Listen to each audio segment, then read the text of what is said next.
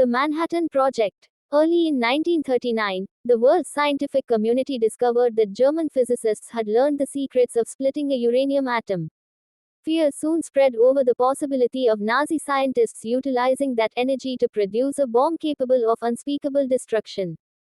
Scientists Albert Einstein, who fled Nazi persecution, and Enrico Fermi, who escaped fascist Italy, were now living in the United States. They agreed that the president must be informed of the dangers of atomic technology in the hands of the Axis powers.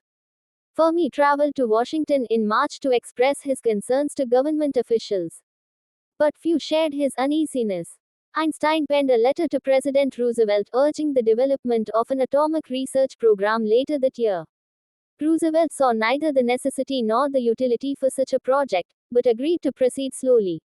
In late 1941, the American effort to design and build an atomic bomb received its code name, the Manhattan Project. At first, the research was based at only a few universities: Columbia University, the University of Chicago, and the University of California at Berkeley.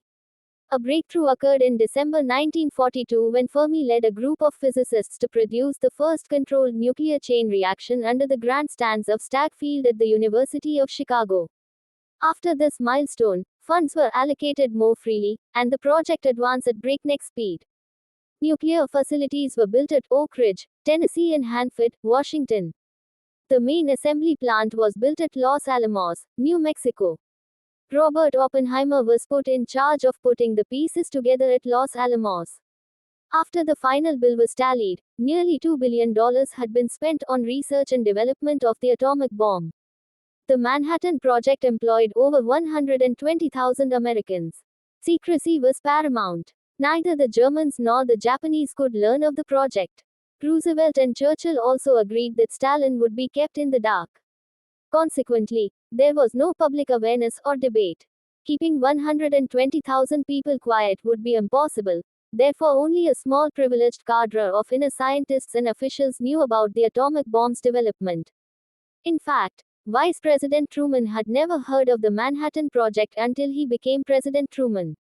Although the Axis powers remained unaware of the efforts at Los Alamos, American leaders later learned that a Soviet spy named Klaus Fuchs had penetrated the inner circle of scientists. By the summer of 1945, Oppenheimer was ready to test the first bomb. On July 16, 1945, at Trinity site near Alamogordo, New Mexico, scientists of the Manhattan Project readied themselves to watch the detonation of the world's first atomic bomb. The device was affixed to a 100-foot tower and discharged just before dawn. No one was properly prepared for the result. A blinding flash visible for 200 miles lit up the morning sky. A mushroom cloud reached 40,000 feet, blowing out windows of civilian homes up to 100 miles away. When the cloud returned to Earth, it created a half-mile wide crater metamorphosing sand into glass. A bogus cover-up story was quickly released, explaining that a huge ammunition dump had just exploded in the desert. Soon word reached President Truman in Potsdam, Germany, that the project was successful. The world had entered the nuclear age.